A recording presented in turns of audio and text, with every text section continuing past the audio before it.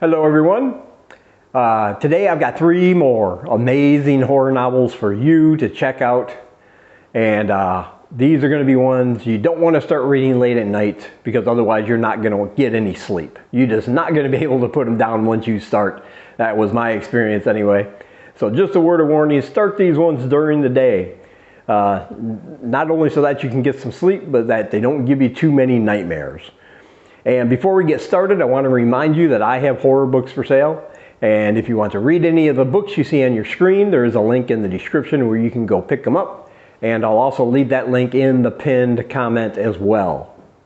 And don't forget to pick up your Read More Horror t-shirts and show your love for this genre.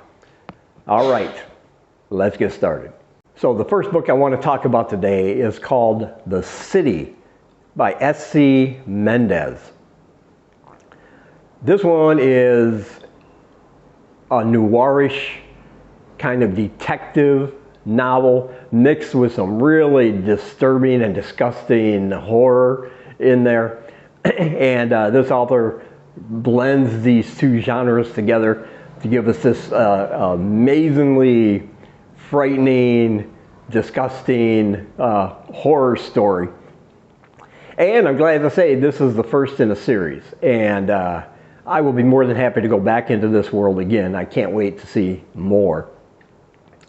But this is a story about a detective. It's set in San Francisco in the early 1900s. And this is about a detective, a homicide detective. His name is Max Elliott. And when we first meet Max, he is in an opium den because about 6 months prior, his wife was horrifically murdered in their home when he wasn't there. She was skinned alive.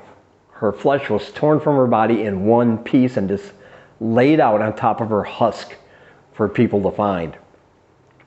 In addition, his daughter was missing. His daughter was kidnapped or taken by whoever had perpetrated this crime. So he took a leave of absence from the force, of course, to deal with his emotional issues, but all he did, because of his guilt and depression, it turned him into, he turned to alcohol and he turned to opium dens, trying to relieve some of his pain. But then a series of murders happened with the same MO. They find more bodies that were skinned alive.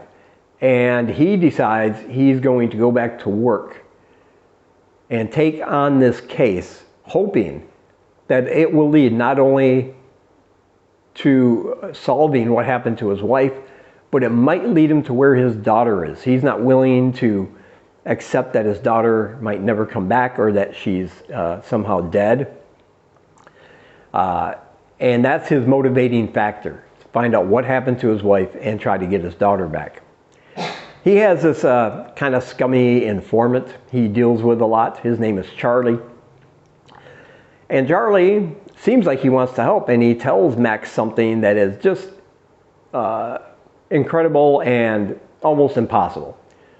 Charlie tells him that there is a city under the city of San Francisco, deep in the underground.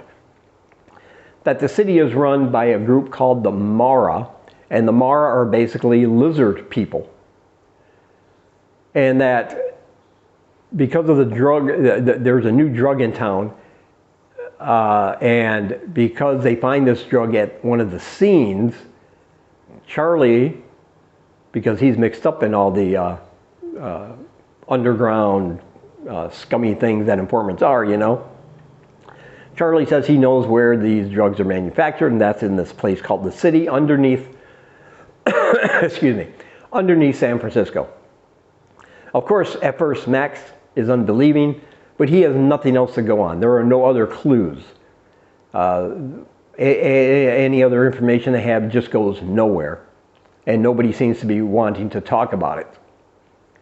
So he decides to believe Charlie, or at least humor him, and go find out more about this place called the City. And come to find out, long story short, and you will get there in the book, you'll have to read it, but come to find out it's true.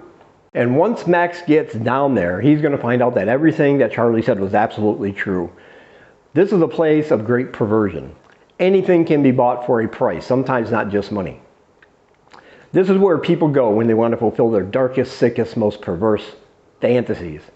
And everything, literally everything is for sale. And some of the sites Max is going to see down here are just twisted and perverse and brutal and bloody and disgusting and very much disturbing, as you're going to read about as you go along this book. But while he's down there, he's also going to make some more allies, because not everybody that lives down there is sick and twisted. Some of them live down there for different purposes, which we'll read about in this book. But some of the scenes down here are absolutely horrific and terrifying. And as he gets closer to finding out maybe what happened to his wife, and as he gets closer to trying to find his missing daughter, some other things are going to happen with some people he met down there. That's going to kind of complicate things a little bit, and things are just going to take a very, very horrific turn. And then we're going to have a little twist at the end, and he is going to find out what actually happened to his wife. But no matter which way this plays out, once that happens, his life is never going to be the same again, nor are the lives of other people he's met down there. Let me just put it that way. This is just a very, very excellent book. I love the writing style. It's got that noirish detective vibe to it, you know. The things that happen down in the city are just horrifying and brutal and twisted. And it's just fantastic. I absolutely love this one. And I highly recommend it to you. And there's a link down below where you can pick up your copy through Amazon. And next we have The Fall, Tales from the Gulp, Volume 2 by Alan Baxter. I reviewed his the first in this series called The Gulp way back when. You can find that down in my videos if you want. And I do recommend picking that one up also. But Alan Baxter has created this town. It's a coastal town in Australia called Gulpepper. But only outsiders call it that. Everybody that lives there just calls it the Gulp. And the Gulp is a kind of a messed up place. If you live in the Gulp, all these weird and strange and bizarre things that happen are kind of normal, everyday things. But if you're new to town, the Gulp is known as a place where you don't want to go. People get warned off about even trying to drive or pass through the Gulp.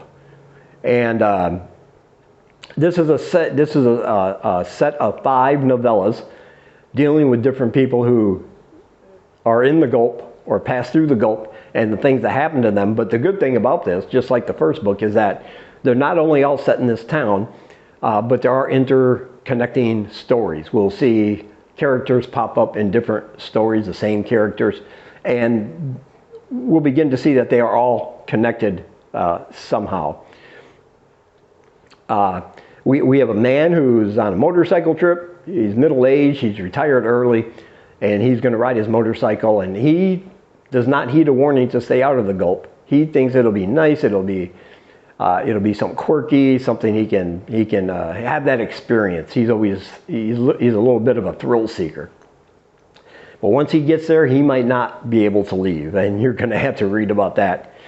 There's another one about a group in a boat. They go out to a fishing boat. They're out there fishing, and something attacks their boat from underneath the water. So they have to swim to this outcropping, and this outcropping in town is known as an evil, cursed place. Nobody goes out there. Nobody wants to have anything to do with this outcropping of rocks. But it's a matter of life and death, so they all swim there. They're going to find a cave system, and things are going to take a very horrifying twist. And then there's a group of younger people, I guess, who are in like a scout troop, you know, kind of like the Boy Scouts or something like that.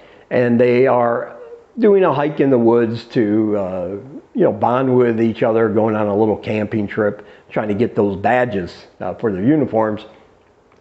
And that is going to take a very horrific turn as well, because they're going to wind up being stalked by something in those woods. And it is going to get pretty gruesome, let me put it that way. And there are other tales in here, and like I said, these stories are going to be all connected. We're going to see different characters show up in these novellas, and so it's got the feeling that it's reading like a whole novel, even though they're all separate novellas. Yeah, I love that kind of thing. You know, these stories that all interconnect somehow. I don't know, I just like that kind of thing. And I highly recommend this one. It's called The Fall, Tales from the Gulp, Volume 2. And again, there's a link down below where you can purchase your copy through Amazon. And next we have The Grip of It by, I can't pronounce the name. I'm going to say that right now. I'm not quite sure the pronunciation of that name, but you can see it right there on the screen. But this is an excellent book. And yes, it's a haunted house book, but it's something a little bit different. Because the husband in this book, he has a gambling problem. This has affected them financially. He's been a little irresponsible with their money.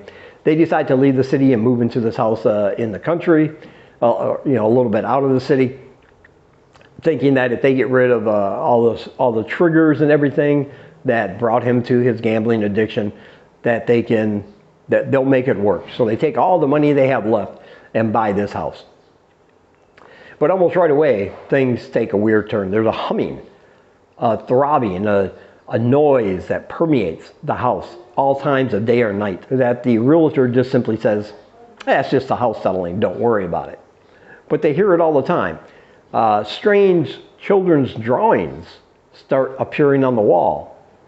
Stains, other kinds of stains start appearing in the house. The house seems to be deteriorating somehow in different ways before their eyes. And this house has rooms within rooms within rooms. It's almost like a little puzzle house. They discover little cubbyholes, little passageways, walls that will open to another room that's impossible to be there. Because on the other beside a thin wall from their bedroom is another bedroom with a space about that big, but when they open up the wall, there's this big carnivorous room. So how are these things possible? And then the wife, she begins to have these horrific bruises all over her body, like from the back of her neck all the way down to her side. And it's almost like this house is marking her somehow, just like it's putting the stains on the wall somehow. It's attaching itself to her body. And in the meantime, this couple starts to come apart. And that was one of the things about this book that really kept me reading, is this couple's relationship starts breaking apart slowly but surely. Neither of them really wants to admit the things that are going on. So when one experiences something, the other one, or they don't tell the other one, and yet the other one is experiencing something and he doesn't tell the other one. You know, it's one of those things where they're each having experiences, and if they would talk, they could probably decide what to do, but they don't. And you start seeing the deterioration of this relationship the same way the house seems to be deteriorating. So this house is affecting them in more than just a supernatural way. And it gets to the point where there's a lot of mistrust between them. They stop communicating with each other. At one point, the police had to be called in about something, and we're going to see how far they've gone from each other. Is they are willing to do some things.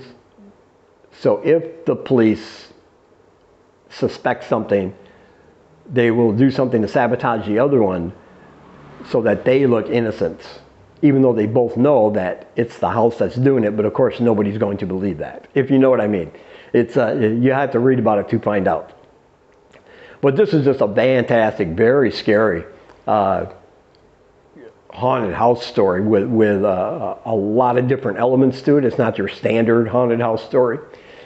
And I like the way it's written. The chapters are all short and sharp, and it's told from both perspectives in the first person. So we'll hear from the wife in one chapter, and then we'll hear from the husband in the next chapter, and it goes like that back and forth. So we're getting the full picture of what each of them are experiencing, even though the other one doesn't know it about the other. And that makes for a very interesting thing because we know what's going on. We can kind of see and connect some of the dots, but because their communication has ceased and there's this distrust happening between them, they can't see it. And so there are several times I just wanted to say, no, just tell her and maybe you can figure it out. But of course they don't. This is an excellent book.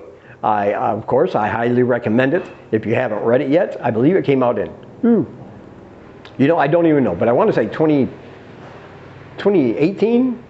Maybe I'm wrong about that. I should have looked it up before I started. But anyway, it is a little bit of an older book, but it's very much worth your time. And there is a link down below where you can purchase it again through Amazon. And as always, I want to say thank you for taking some of your time and spending it here with me. And until we meet again, keep reading spooky, my friends.